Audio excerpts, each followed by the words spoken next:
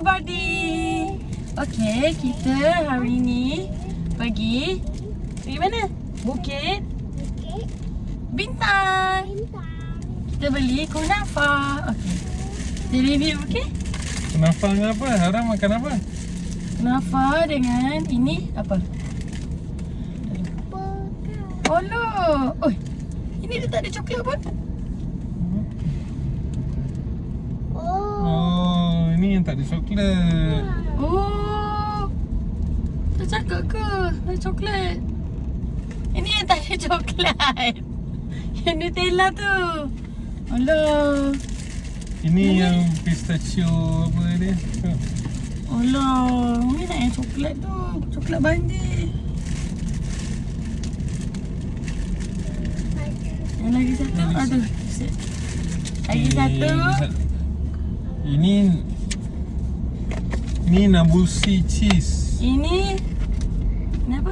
Nabusi cheese. Nabusi cheese Yang kunafa. Yang ni pistachio kunafa. Mak Rukeh pistachio kunafa. Lah, Umi salah order. Umi nak yang coklat tu. So macam mana? Buang, dah makan buang. So kita Makan makan je je lah.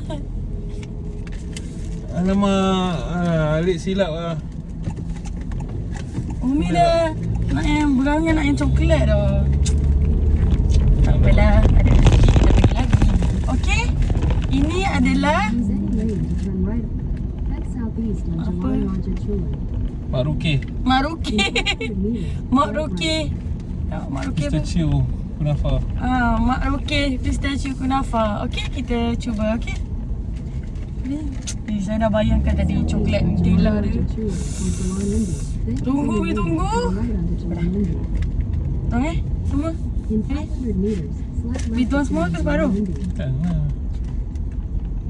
Dia nak? Nak makan kat rumah. Tuang separuh dulu, makan separuh dulu. Okey. Nak ni tuang semua je. Suka tak? Separuh je. Umi nak yang coklat, tapi Umi tersalah order. Kita salah order, nanti kita pergi lagi. Nutella kan? Saya lupa dia sebut Nutella. Dia nak rasa? Tak apa, kita pakai ni, sudu. Okey, sudah dia. Oh, sedapnya, sedap Ara ni. duduk sini, Ara duduk tengah. Ara duduk tengah. Tapi okeylah, dia ada pistachio juga. Cuma dia terlupa coklat. Saya salah order. Okey, come. Ni yang Kalau coklat yang macam sebelah kita tadi kan makan? hmm. Okey, Abi rasmi dulu. Bismillahirrahmanirrahim. Lihat ke? Sedap? Sedap lah. Cheese dia padu. Boleh, harus ke yang janggut dia tu Tak ambil rasa dulu. Yang ni Mak Rukeh cheese kunafa. Ini ya. Ara, cowboy. Ada cowboy lah. Sedap juga guys. Alah.